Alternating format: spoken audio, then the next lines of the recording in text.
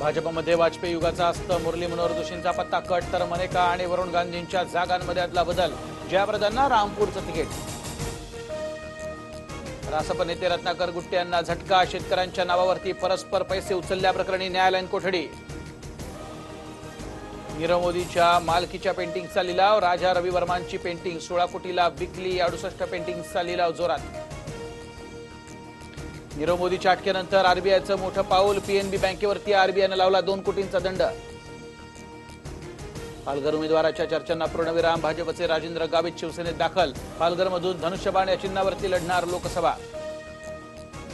माझं गावितांना पूर्ण सहकार्य, लोकसभा निवडणूक न लढण्याचा निर्णय मी आणि माझ्या कुटुंबियांनी घेतल्याचं श्रीनिवास वनगा यांचं स्पष्टीकरण. पुण्यातील महायुतीच्या सभेतून लोकांचा काढता पाय, नेत्यांची रटाळवाणी भाषणं ऐकून महिला उठून निघाल्या.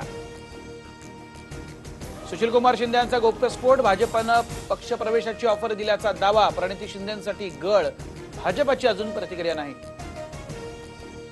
वादग्रस्त वक्तव्यानंतर 24 तासातच रावसाहेब दानवे यांचं घुमजाव, आपलं वाक्य तोडून मोडून वापरल्याचा दानवे यांचा कंगावा. मोदींनी मनरेगा योजनेची खिल्ली उडवली असून त्यांना ही योजनाच समजली नाही. राहुल गांधी यांची राजस्थानात आयोजित सभेत मोदींवर टीका. काँग्रेसचा राजीनामा दिल्यानंतर अब्दुल सत्तारांनी काँग्रेसचं कार्यालय केलं रिकामं, खुर्च्या पळवल्या, साऊंड सिस्टीम देखील घेऊन जाणार.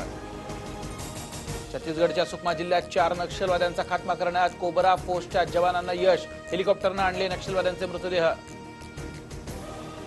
मराठा आरक्षणासंदर्भात मुंबई हायकोर्टात दाखल याचिकांवरती आज सुनावणी पूर्ण. निकालाच्या तारखेचीही लवकरच घोषणा. बीडमध्ये झाडावरती चढून शेतकऱ्याचा आत्मदहनाचा प्रयत्न, सावकारानं शेती बळकावल्यानं शेतकऱ्यानं उचललं पाऊल. पाणी टंचाईचं संकट आणि नाशिककरांवरती देखील कोसळण्याची चिन्ह. 24 पाणी प्रकल्पांमध्ये 19% जलसाठा शिल्लक.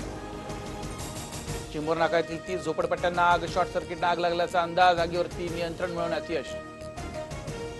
ऑनलाईन फूड डिलिव्हरी करताना आता डिलिव्हरी बॉयकडेही परवाना आवश्यक. एफडीएनं केले नियम जारी. हा व्हिडिओ तुम्हाला आवडला असेल तर असे आणखी व्हिडिओ पाहण्यासाठी TV9चं YouTube चॅनल सबस्क्राईब करा, बेल बटण दाबा. ताज्या घडामोडींसाठी लॉग ऑन करा tv9marathi.com.